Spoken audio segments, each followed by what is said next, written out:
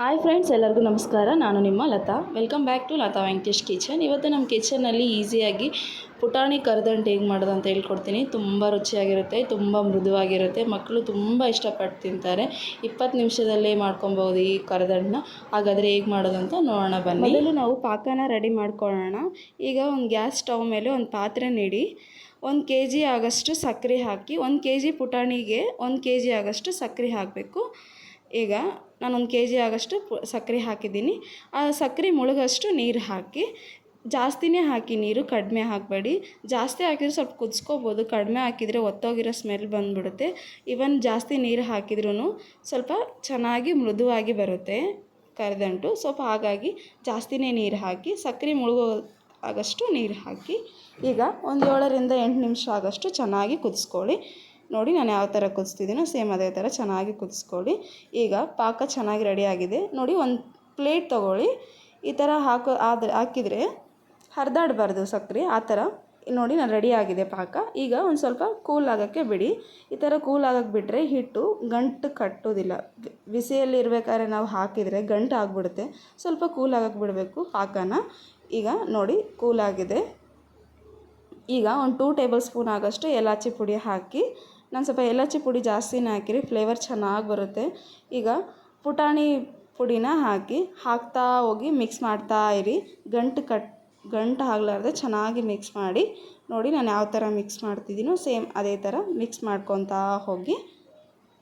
ನೋಡಿ ನಾನು ಹೆಂಗೆ ಮಾಡ್ತಾಯಿದ್ದೀನೋ ಸೇಮ್ ಅದೇ ಥರ ಮಾಡಿ. ಗಂಟು ಆಗಬಾರ್ದು ಆ ಥರ. ಒಂದೇ ಸಲ ಹಿಟ್ಟು ಹಾಕಿ ಮಿಕ್ಸ್ ಮಾಡೋಕ್ಕೆ ಹೋಗಬೇಡಿ. ಸ್ವಲ್ಪ ಹಾಕಿರಿ, ಮಿಕ್ಸ್ ಮಾಡಿ, ಸ್ವಲ್ಪ ಹಾಕಿ ಮಿಕ್ಸ್ ಮಾಡಿ. ಆಗೋದ್ರಿಂದ ಗಂಟು ಹಾಕೋದಿಲ್ಲ. ನೋಡಿ ಫ್ರೆಂಡ್ಸ್, ನಾನು ಯಾವ ಥರ ಮಿಕ್ಸ್ ಮಾಡ್ತಿದ್ದೀನೋ ಸೇಮ್ ಅದೇ ಥರ ಮಿಕ್ಸ್ ಮಾಡಿ.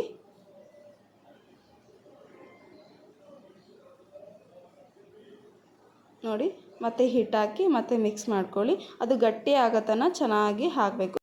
ಈಗ ನೋಡಿ ಫ್ರೆಂಡ್ಸ್, ನಾನು ಯಾವ ಥರ ಮಿಕ್ಸ್ ಮಾಡ್ತೀನೋ ಸೇಮ್ ಅದೇ ಥರ ಮಿಕ್ಸ್ ಮಾಡ್ತಾ ಇರಿ. ಒಂದು ಸ್ವಲ್ಪ ಬಿಟ್ಟು ಮತ್ತು ಮಿಕ್ಸ್ ಆ ಥರ ಎಲ್ಲ ಮಾಡೋಕ್ಕೆ ಹೋಗಬೇಡಿ. ಹಂಗೆ ಕಂಟಿನ್ಯೂಸ್ ಮಾಡ್ತಾನೇ ಇರಿ. ಆ ಥರ ಏನೇನೋ ಆಗಿಬಿಟ್ರೆ ಗಂಟು ಆಗಿಬಿಡ್ತದೆ, ಮತ್ತು ಸ್ಮೂತಾಗಿಯೂ ಬರೋದಿಲ್ಲ ಕರದಂಟು.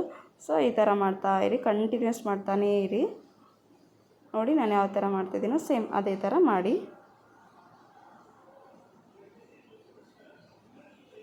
ನೋಡಿ ಫ್ರೆಂಡ್ಸ್, ಈಗ ರೆಡಿಯಾಗಿದೆ. ನೋಡಿ, ಈ ಥರ ಗಟ್ಟಿ ಮಾಡ್ಕೊಳ್ಳಿ. ಸ್ವಲ್ಪ ನೀರು ಮಾಡ್ಕೋಬೇಡಿ, ಈ ಥರ ಗಟ್ಟಿ ಮಾಡ್ಕೊಳ್ಳಿ.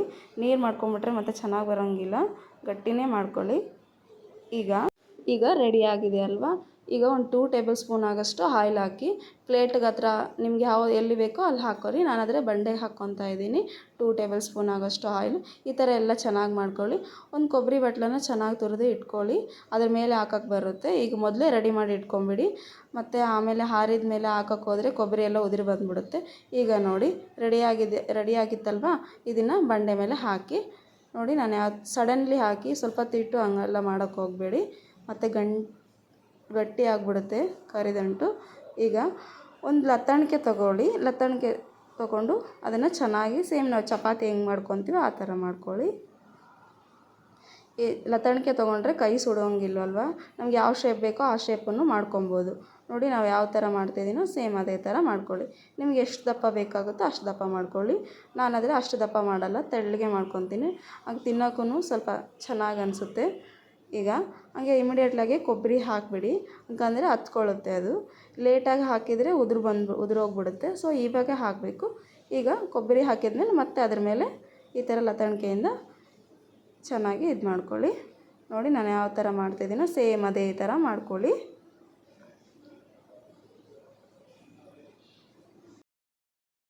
ನೋಡಿ, ಚೆನ್ನಾಗಿ ರೆಡಿಯಾಗಿದೆ ಅಲ್ವಾ. ನೋಡಿ, ಈ ಥರ ಲತ್ತಣಿಕೆ ಮಾಡೋದ್ರಿಂದ ಏನು ಬೆನಿಫಿಟ್ಸ್ ಅಂತಂದರೆ, ಈ ಥರ ನಮಗೆ ತೆಳುವಾಗಿ ಬರುತ್ತೆ ಕರಿದಂಟು, ದಪ್ಪವಾಗಿ ಬರೋದಿಲ್ಲ. ನೋಡಿ ಎಷ್ಟು ಚೆನ್ನಾಗಿ ಬರ್ತಾಯಿದೆ ಅಲ್ವಾ. ಈ ಥರ ಮಾಡ್ಕೊಳ್ಳಿ. ಈಗ ರೆಡಿಯಾಗಿದೆ ಅಲ್ವಾ. ಈಗ ಒಂದು ಚಾಕು ತೊಗೊಳ್ಳಿ. ಇವಾಗೆ ಕಟ್ ಮಾಡ್ಕೊಂಬಿಡಿ. ಹಾರಿದ ಮೇಲೆ ಕಟ್ ಮಾಡೋಕ್ಕೆ ಬರೋದಿಲ್ಲ. ಹಾಗಾಗಿ ಹಸಿ ಇರಬೇಕಾದ್ರೆ ಕಟ್ ಮಾಡಿಕೊಂಡ್ರೆ ನಮಗೆ ಯಾವ ಶೇಪಲ್ಲಿ ಬೇಕೋ, ಯಾವ ಸೈಜಲ್ಲಿ ಬೇಕೋ ಆ ಸೈಜಲ್ಲಿ ಪರ್ಫೆಕ್ಟಾಗಿ ಬರುತ್ತೆ. ನೋಡಿ ನಾನು ಯಾವ ಥರ ಕಟ್ ಮಾಡ್ಕೊತಾ ಇದ್ದೀನೋ ಸೇಮ್ ನೀವು ಅದೇ ಥರ ಕಟ್ ಮಾಡ್ಕೊಳ್ಳಿ.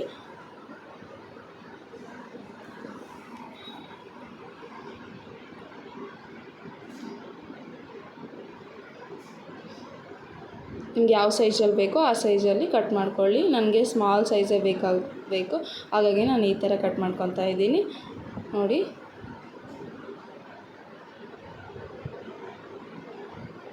ಈಗ ಈ ಥರ ಕಟ್ ಮಾಡ್ಕೊಳ್ಳಿ.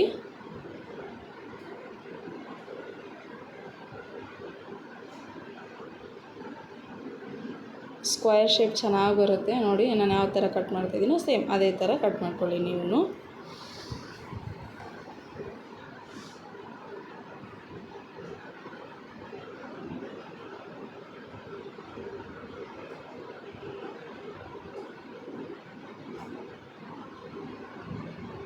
ನೋಡಿ ಪರ್ಫೆಕ್ಟಾಗಿ ಬರ್ತಾಯಿದೆ ಅಲ್ವಾ.